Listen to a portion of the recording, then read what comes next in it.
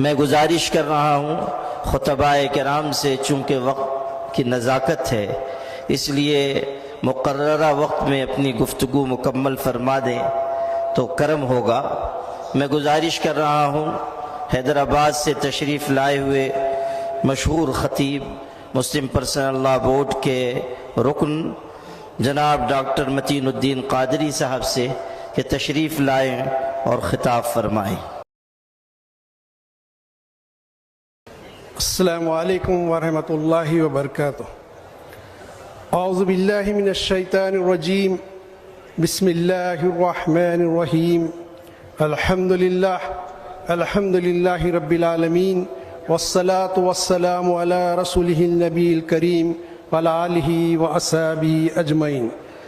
صدر مسلم personal law board و صدر اجلاس محترم المقام فخر الاسر حضرت مولانا خالد سیف اللہ رحمانی صاحب، بورڈ کے نائب صدور محترم، جنرل سیکریٹری محترم، سیکریٹریز اور اکابرین مسلم پرسنل لاء بورڈ، معزز حاضرین اکرام، عزیز نوجوان ساتھیوں، پس پردہ سننے والی میری ماں و بہنوں، عزیزان گرامی، میں مشکور ہوں یہاں کے انتظامیہ کا، کسی وجہ سے گاڑی تاخیر سے آئی، لیکن ان نوجوانوں کا بھی مشکور ہوں جو میرے لیے راستہ بنایا، ورنہ اب تک بھی میں اسٹیج تک نہیں پہنچ سکتا۔ یہاں سے 1.5-2 کلومیٹر تک پوری ٹریفک جام ہے۔ آپ کی آمد کو، آپ کے اتحاد کو، آپ کے یہاں بیٹھنے کو میں سلام کرتا ہوں۔ عزیزان گرامی، آپ خطاب سنیں گے، بڑا بصیرت روز خطاب ہوگا، لیکن خطاب میں زور خطابت نہیں ہوگی۔ صدر محترم کے بہت نرم بات کرتے ہیں۔ لوگوں نے اس سے پہلے انتخاب کے وقت کہا تھا یہ رقیق القلب بھی ہیں، نرم دل بھی ہیں، نرم کلام بھی ہے، نرم گفتگو کرنے والے ہیں، بورڈ کی قیادت کے لیے اولو چاہیے۔ میں نے اس وقت کہا یہ بڑے اولو العزم ہیں۔ اگر آپ سیرت طیبہ کے بعد خلافت راشدہ کا مطالعہ کریں تو پتہ چلے گا حضرت ابوبکر صدیق رضی اللہ تعالیٰ کی ذات وہ ذات تھی جو بڑے رقیق القلب، نرم گفتگو والے شخصیت تھے۔ لوگوں نے ان کے بارے میں بھی یہ سوچا تھا یہ کیسے کریں گے، لیکن جب شریعت اسلامی کو خطرہ پیدا ہوا، لوگوں نے زکوٰۃ دینے سے انکار کیا، آپ نے کہا ان کے خلاف میں کوچ کرتا ہوں۔ حضرت عمر جیسے جلیل القدر، بہادر، شجاع خلیفہ، وہ جو ہے وہ بعد میں خلیفہ ثانی بنے، وہ کھڑے ہو گئے اور انہوں نے گزارش کی امیر مومنین حالات پر خطر ہے، افواج کوچ کر چکی ہیں، مدینے کی حفاظت کے لیے کوئی نہیں۔ آپ نے کہا عمر جب تم ادھر تھے تو بڑے بہادر تھے، اسلام میں آ کے کیا تم کمزور ہو گئے ہو؟ یاد رکھو میرے لاش کو کتے مدینے سے کھینچ کے لے جائے، میں زندہ ہوں اور شریعت میں تبدیلی آ جائے یہ ناممکن ہے۔ انہوں نے کہا عمر سنو، اگر کوئی رسی ایک دیتا تھا زکوٰۃ میں، اگر وہ قبیلہ یا شخص انکار کرے گا میں اسے تلوار کے ذریعے وصول کر کے رہوں گا۔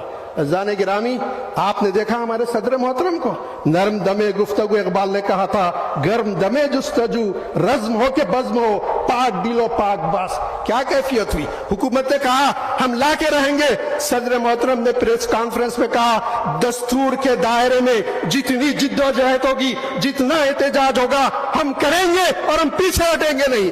آپ کو اتفاق ہے آپ صدر صاحب کے ساتھ ہیں؟ کہیے اگر ہے تو ہاتھ اٹھا کے نعرہ تکبیر، نعرہ تکبیر۔ یہ آواز مہاراشٹر تک نہیں جا رہی ہے، دلی تک، ذرا زور سے نعرہ لگائیے نعرہ تکبیر۔ صدر محترم اور جنرل سیکریٹری صاحب، آپ لوگوں نے جو تقدو دی، جو جدوجہد کی کوشش کی، اور ہمارے جوائنٹ سیکریٹری مولانا عمرین محفوظ رحمانی صاحب نے جو کوششیں کی اور دوسرے اساتذہ ہمارے اکابرین نے جو کوششیں کی، میں اس کو بھی سلام کرتا ہوں۔ حضرت ناسازیہ مزاج کے باوجود جنرل سیکریٹری صاحب مسلسل سفر کرتے رہے۔ عزیزان گرامی، آپ بھی 5-8 گھنٹے سے 4-5 گھنٹے سے یہاں بیٹھے ہیں، لیکن یاد رکھیے کہ مسلم پرسنل لاء بورڈ کی قیادت وہ قیادت ہے جو اس ملک میں تحفظ شریعت کے لیے ایک امید کی آخری کرن ہے۔ اگر اس کو دغا دی جائے گی، اس کے خلاف اگر آپ ہو جائیں گے تو پھر آپ کا رہنا دشوار کر دیا جائے گا۔ آپ عزم کے ساتھ اس ملک میں رہیں۔ بورڈ کی قیادت ہم کو کسی لیے کہتی ہے، پکارتی ہے، ہر وقت ہم لبیک کہیں گے۔ اگر وقت مانگو وقت دیں گے، دولت مانگو دولت دیں گے۔ اگر ہم کو کہا جائے روڈوں پر آ کر یہ جیسے بیٹھ جاؤ، بیٹھنے کے لیے تیار ہے کہ نہیں کہ یہ تیار ہے؟ محترم حاضرین اکرام، वफ का मामला 1-2 मिनट में अर्ज करते हुए आगे बढ़ जाऊंगा बात को। वफ के बारे में बहुत सारे बात आप सुनते रहे, कहीं जाती रही और कहीं जाती रहेगी।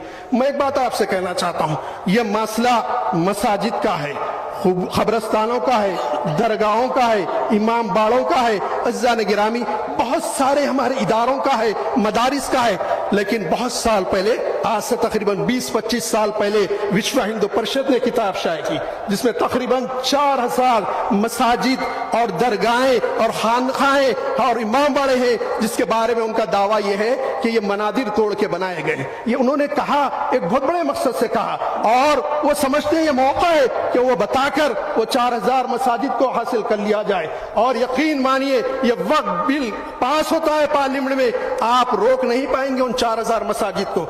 आज जो कुछ यूपी के एक इलाके में हो रहा है, जो है वहां पर क्या जुल्म किया जा रहा है, मस्जिद मुसलमानों की कुछ ही देर में फैसला होता है, सर्वे की इजाजत, अपील दायर भी सर्वे की इजाजत दे दी गई, और फिर जाते हुए नारे लगाते हैं, मुसलमान रोकते हैं तो झगड़ा होता है, फिर 3-3 मुसलमान शहीद कर दिए जाते हैं। इस वक्त आपको बेदार रहना पड़ेगा। और मैं उन भाइयों से भी कहना चाहता हूं जो गैर मुस्लिम है, मेरी उनसे गुजारिश है, सोच के देखिए, जिसके घर तोड़े जा रहे हैं, जिनको तोड़ा जा रहा है, चाहे वो इबादत गारें हो, किसी के रहने के मकान हो, आप सोच के देखिए क्या वो हिंदुस्तानी नहीं है? वो रकम हिंदुस्तान की नहीं थी? हिंदुस्तान का नुकसान नहीं हो रहा है? किसी शख्स को मारा जाता है और बार बार टीवी पे ये बताना कि ये गद्दार है, मुल्क के चले जाओ। मैं आज आपसे पूछना चाहता हूं, मुझे बताओ, तुम्हारा पहला सैटेलाइट जो तुमने बनाया जिसका नाम रोहिणी था, वो जो है किसने बनाया, किसकी निगरानी में बनाया गया?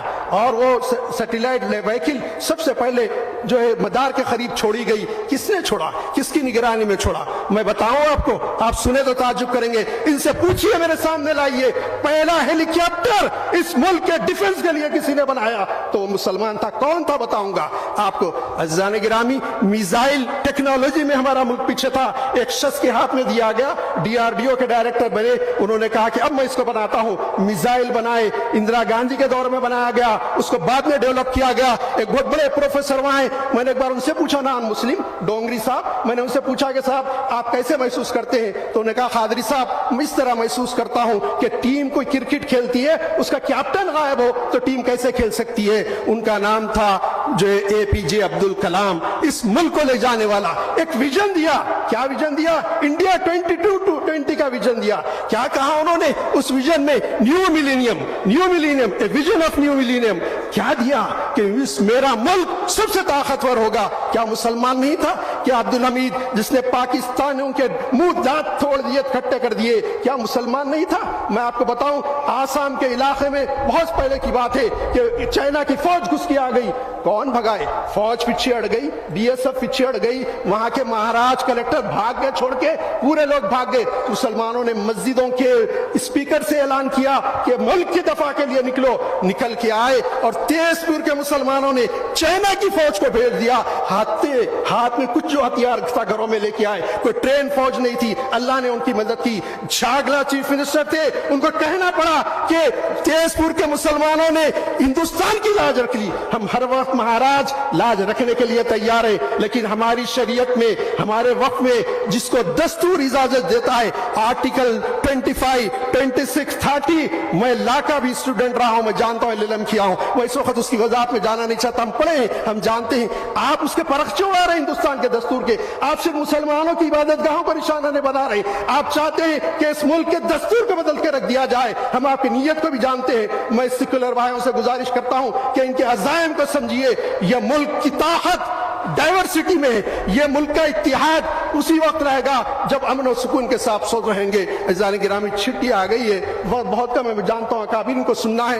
इकबाल ने हमारे आबा अजदाद के बारे में कुछ बातें कही थी, अशार कहे थे, वो कहते हुए इजाजत चाहूंगा, उसी रुख पे हमको जाना पड़ेगा। इकबाल ने कहा, हम ही एक थे तेरे मारे के आराम में, कभी खुशकियों में लड़ते, कभी दरियाओं में, दिया जाने कभी यूरोप के कलीसाओं में, कभी अफ्रीका के तपते हुए सहरों में, शान आंखों में नजर थी जहांदारों की, हम कलमा पढ़ते थे छांव में तलवारों की, टल ना सकते थे अगर जंग में अड़ जाते थे, पांव शेरों की भी मैदान से उखड़ जाते थे, तुझसे सरकिश हुआ कोई अगर तो تو بگڑ جاتے تھے کہ کیا چیز ہے، ہم توپ سے لڑ جاتے تھے، نقش توحید کا دل پہ بٹھایا ہم نے، زیر خنجر بھی یہ پیغام سنایا ہم نے۔ آپ کا اتحاد ہوگا، مسالک مشارف کو چھوڑیے، مکاتب کی فکر چھوڑیے، فکر کریے مسلمانوں کے اتحاد کی، تو اس عزم کے ساتھ جیجیے کہ شب گریزاں ہوگی آخر جلوے خورشید سے یہ چمن معمور ہوگا نغمے توحید سے۔ وآخر دعوانا الحمدللہ رب العالمین۔ السلام علیکم۔